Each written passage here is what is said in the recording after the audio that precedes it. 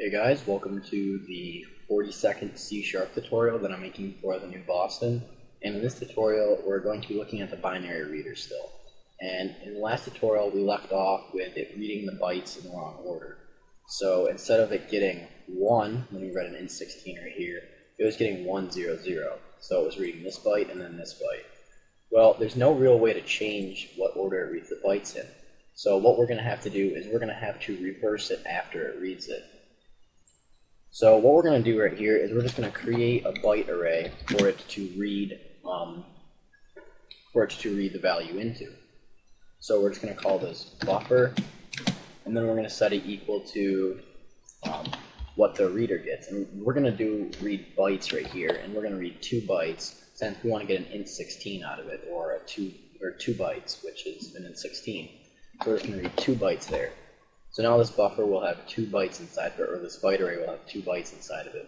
However, doing the read bytes method, it'll still read it the wrong way. It'll still read this byte and then this byte.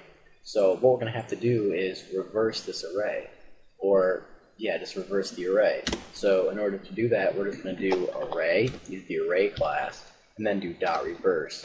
And this will reverse the array. So we just put an array inside of here. So this byte array, buffer, and basically it will just reverse the entire array.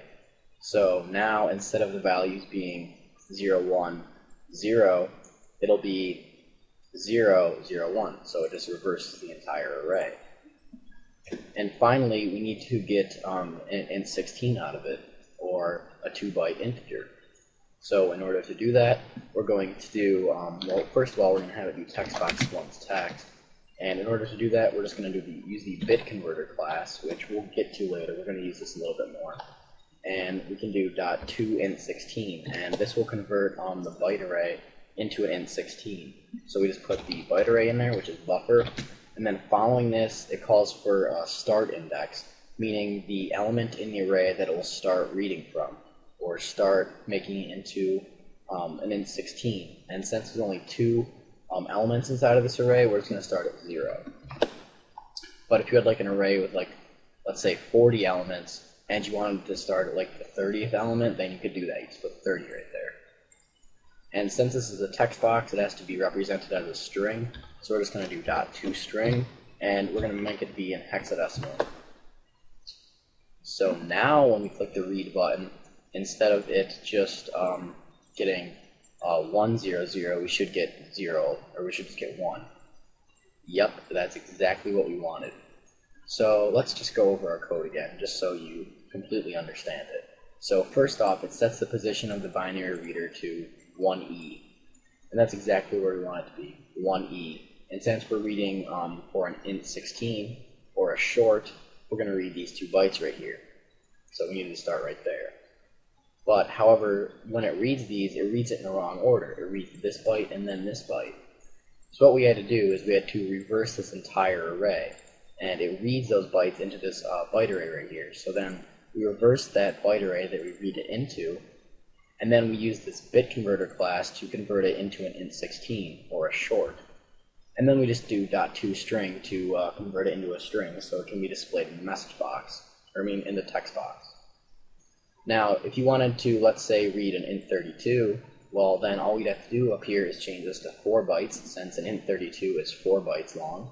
And we just change this .toInt32, and then it will convert it into an int32. So let's say we want to have it read, we'll just have it read from here. We'll just have it read all these bytes, and it'll be an int32. So the offset is 11, or, well, it's actually 1, 1. So we do 1, 1. Right there for the position. We read the 4 bytes, and then convert it into an int32. And let's read this text file right here. Click read, and those are the exact bytes that we wanted. See, if we go right here, we see 6.4, yep, 6.1. So the next one, 6D, yes, and 2E. And that's displaying it in hexadecimal. If you wanted to display it in just decimal, then you would do, you still do .toString, you just wouldn't have the X inside of there. So now it will be an entire number. And the difference here between reading it just the bytes and then having it display those in the message box or in the text box is if we were to have it be converted into decimal, then it would convert each byte into decimal and not convert the entire number. It wouldn't treat this as an entire number. It would treat each byte as an individual. So, and we're going to want it to be an entire number. So we're going to look at a little bit more at this bit converter class. And this bit converter class is very useful. For example, say we wanted to turn a number into a byte array. So in order to do that, we could use the get bytes method, and then we just type a number inside of here. So if we wanted to get bytes out of that, then we could do that, and we could set our byte array equal to that. So now it gets the bytes out of this number right here and converts it into a byte array. And we'll be looking at that a little bit later in the next tutorial when we're going to be writing information. So that's pretty much all there is to reading integers using the BinaryReader class. So see you guys.